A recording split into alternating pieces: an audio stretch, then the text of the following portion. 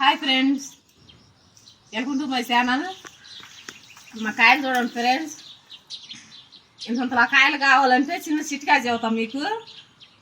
ఇంత పొడుగున కాయలు రావాలంటే ఏం చేయాలంటే నేనేం చేసినానంటే శాలల్లో 10 గంపలు మట్టి మోసుకొచ్చి 10 గంపలేమో ఎరువు, ఒక 2 గంపలేమో ఇసుక, అవి మొత్తం మన సిమెంట్ పని చేసేటప్పుడు సిమెంట్ ఇసుక 2 అట్లా కలుపుతారు. అట్లా కలిపి ఈ ప్లేస్ మొత్తం చల్లినాను ఫ్రెండ్స్. చల్లి ఇవన్నీ నాటినాను. చూడండి ఎంత బలంగా ఎంత కాయ కాసిందో ఫ్రెండ్స్.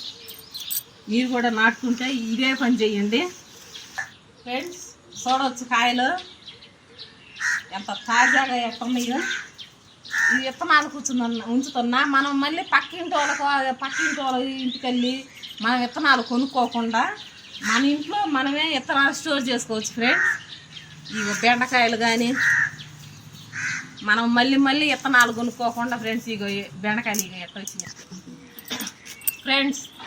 ఇగో చూడు పొల్లకాయలు 2 నెలల నుంచి కాస్తున్నాయి ఫ్రెండ్స్. పొల్లకాయలు విత్తనాలు కూడా కొనుక్కోకుండా నేను మా ఇంట్లో మా చెట్ల కాయలే నేను స్టోర్ చేసి పెట్టుకుంటున్నాను. మా ఇంటికి మళ్ళీ మా పక్కింటి వాళ్ళు మొత్తం వస్తారు ఏంటి విత్తనాలు పెట్టమని. ఈ విత్తనాలు ఉంచుతా పోతే. ఇది చిక్కుడు చెట్టు ఫ్రెండ్స్.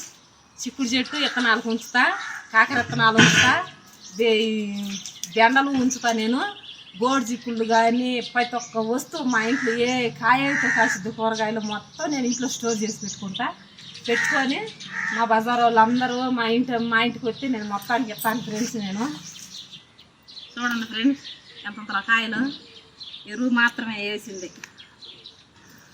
మాకెట్టా గేదెలు ఉంటాయి కదా, ఆ గేదెలు తీసి చెట్లకు వేసుకున్నాము.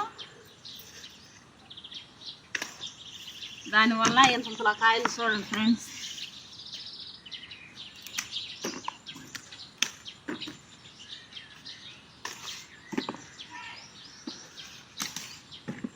ఇగో ఫ్రెండ్స్ చూడవచ్చు మా పెరట్లో కాసిన కూరగాయలు.